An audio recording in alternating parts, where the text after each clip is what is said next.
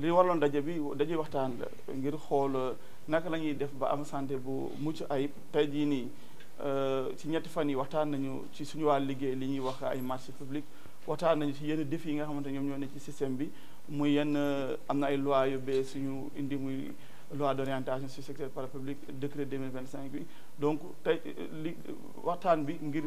xool aspect yooyu naka lañ si war a nan lañ ko mën a appliquer mais surtout yan bonne pratique la ñu war a def pour ñun ñëpp ñuy xàccandoo di dóorandoo ci benn cadre de solidarité benn cadre boo xamante ni dinañu gën a outillé wu pour liggéey bi ñu sant ñu mën koo def ci njariñu askan bi loolu moo waraloon waxtaan bi loolu moo waroon cadre ba ci ñetti fan yëpp waxale am na experts yu bëri yu fi ñëw ñu ànd ak ñoom lépp li nga xamante ne muy ay jafe-jafe lépp li nga xam moom mooy défi système de santé bi lépp li nga xam moom la population yi di xaar si ñun ñu teg ko fii waxtaane ko vraiment xool jafe-jafe yi xool tamit yenn solution dañ ci war a mën a trouver ensemble parce que tey jii ni hôpitaux yi ñoom dañu am benn rôle boo xam ne ñoom ñooy vitrine système de santé bi donc te am na ay jéego yoo xamante ne war nañ koo teg ngir mu gën a mucc ayib ngir mu gën a jaar yoon te loolu day tàmbalee ñun suñu biir ñu gën a comprendre lan mooy fu ay jafe-jafe am ak ensemble ñu trouvé ndoo ay solution ba nit ñi mën a kontaan ci liggéey bi mais également suñu kilifa yi nga xamante ni ñooñu fi teg gën a am satisfaction ci li nga xamante ni moom la ñu dénk. loolu tey jii nii ci ñaari fan yi na ñaareelu fan bi invité woon nañu ministère de la fonction publique ci benn agenda rapport bu ñu defoon lu ñoo solee concertation nationale pour le service public ñëwaat nañ si ngir wax ñu lan ñoom bañ duggee si population yi lan la population yi xalaat ci système de santé te rapport boobu ñëpp gisoon nañ ko partagé nañ ko premier ministre d'ailleurs même moom moo ko présidé woon bi ñu def lancement bi donc loolu ñun c'est important pour ñun d'ailleurs nekkoon nañ ci lancement bi mais tey entre manager hospitalier ñu toog càmbar loolu xool lii bi ndax ay jafe-jafe la yoo xamante ni lu ñuy constaté la waaye ñàkk ay pexe ñàkkul te bu ngeen seetloo quand même am na ay efforts yu bëri yoo xamante ni am na ay jéego yu ñuy teg ci wàllu tey jii nii am na ay directives yu ñu joxe ci accueil orientation bi ci wàllu ressources humaines yi aussi am na ay jéego yu bëri yoo xamante ni kilifa yi ñu ngi koy teg pour population yi fu ñu mën di ne maanaam ay médecins boobu man mën naa wax cas particulier par exemple sama hôpital Kolda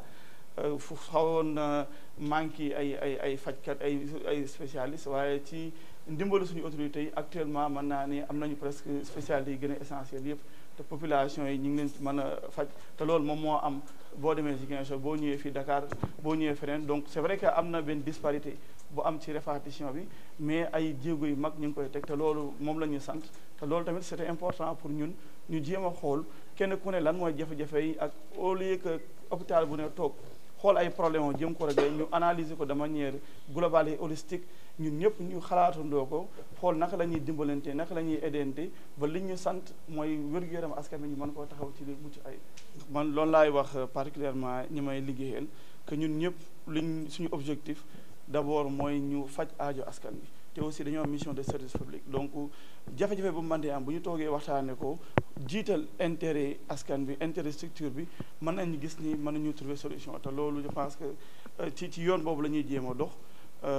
c'est vrai au niveau national boo xoolee ndax tey jii ni jafe-jafe ak pression mënta ànd ak nga am ay résultats ci wàllu yeneen donc stabilité bu amul rek jafe-jafe day am te loolu suñu kilifa yi comprendre nañ ko bi ñu ñëwee moom moo taxoon ñu def sax pacte national de stabilité sociale ak yenn partenaires sociaux yi te am na ay engagement yu ñu si jël yoo xamante ni ku ne li la ci concerné yaa ngi def ay jéego ngir ñu mën koo ñoxal ndax tey jii li ci ëpp solo au delà en interne mooy ñu comprendre que war nañu weesu benn niveau bi war nañu koo dépp war nañu àgg fenn bi ci wàllu santé ndax am nañu xarañteef bi am nañu fajkat yu ko mat am nañu ay kilifa yoo xamante ne am nañu patriotisme bi ak jub gi ko waral donc bu ñu góorgóorloo je pense ñun ñëpp mën nañu àgg foo xamante ni population yi dinañ kontaan si liggéey bi te tamit bu dul ñun sax mais les générations futures dinañ gën a bénéficier wu ci prospérité bi nga xam moom lañ jëm. Donc comme vous l'avez constaté effectivement il y a eu de nouveaux directeurs d'hôpitaux dans ces établissements. Donc d'abord nous commençons par remercier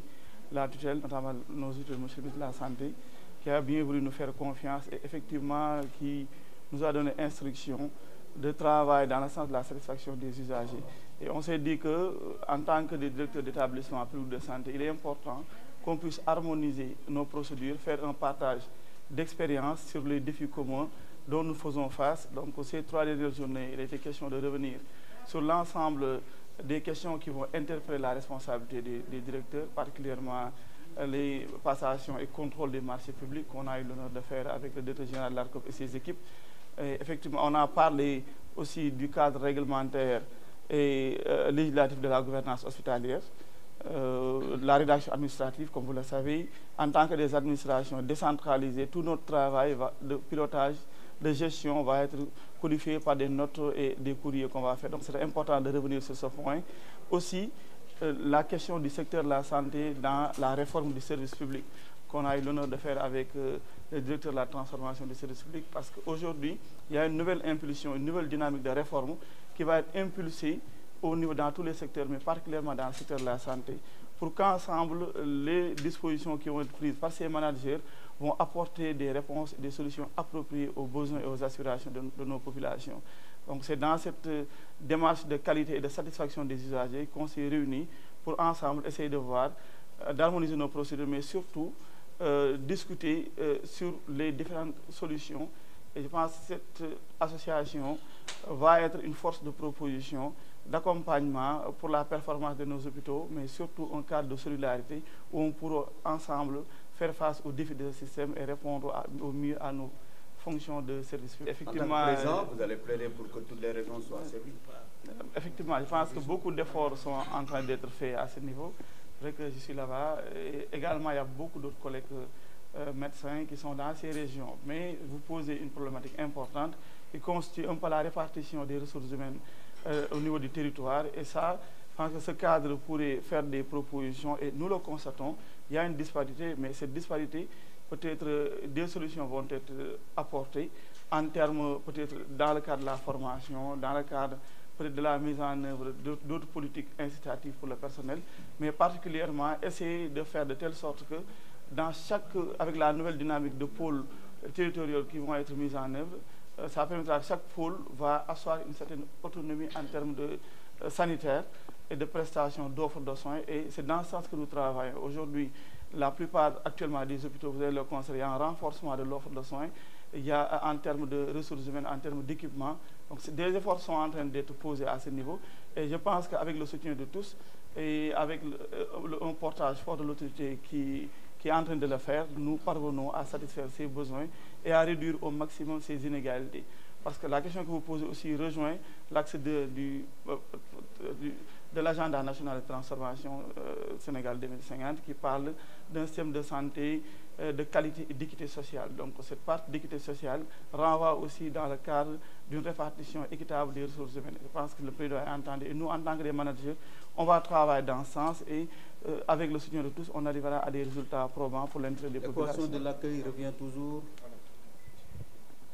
La question d'accueil et d'orientation, ça c'est important, c'est, je dirais, une question fondamentale qui préoccupe nos plus autorités. Vous l'avez constaté il y a quelques semaines, même en Conseil des ministres, le président était revenu sur cette question, sur ces instructions. Aujourd'hui, le travail que le ministère de la fonction publique avait fait sur les concertations nationales, dans le secteur de la santé, ce qui était plus revenu en termes de pointes, en termes de points à améliorer, c'est la question de l'accueil et d'orientation. C'est revenu. Et je pense que nos autorités ont pris des dispositions. Et nous aussi, en tant que managers, on est en train d'y travailler pour mettre en place d'abord un référentiel de qualité et d'accueil, mais surtout faire de telle sorte qu'il y ait une facilité dans le dispositif mis en place dès que le patient entre à l'hôpital, qu'il puisse en un temps recours accéder à un médecin, bénéficier de soins de qualité. Il y a beaucoup de facteurs qui vont entrer en jeu, notamment le temps et aussi la question de la digitalisation qui est en train d'être mise en œuvre dans plusieurs hôpitaux. Donc pour vous dire que cette approche qualité va être impulsée dans les hôpitaux avec le soutien de nos autorités. Et nous, en tant qu'acteurs au niveau opérationnel et au niveau stratégique, on mettra les moyens pour essayer au mieux de répondre aux aspirations de ces populations pour qu'ensemble, qu'on puisse asseoir un service de qualité, un service résilient, mais également au service de ces populations et qui va mettre le patient au centre de ce que nous faisons. Et quel est le nombre de PS? On est à 45 établissements publics de santé au Sénégal en moyenne. Il y a des établissements aussi non hospitaliers, comme le Centre national de transfusion sanguine, le Centre national d'appareillage orthopédique et autres. Donc, oui, mais il y a quand même un renforcement du dispositif hospitalier C'est vrai qu'au niveau de la carte sanitaire, des besoins ont été notés et exprimés sur le renforcement du dispositif médical. Et ça, je pense que le travail technique est en train d'être élaboré et nous, sous peu, je pense qu'on verra les résultats en termes de renforcement de l'infrastructure médicale, mais surtout des ressources humaines et des équipements.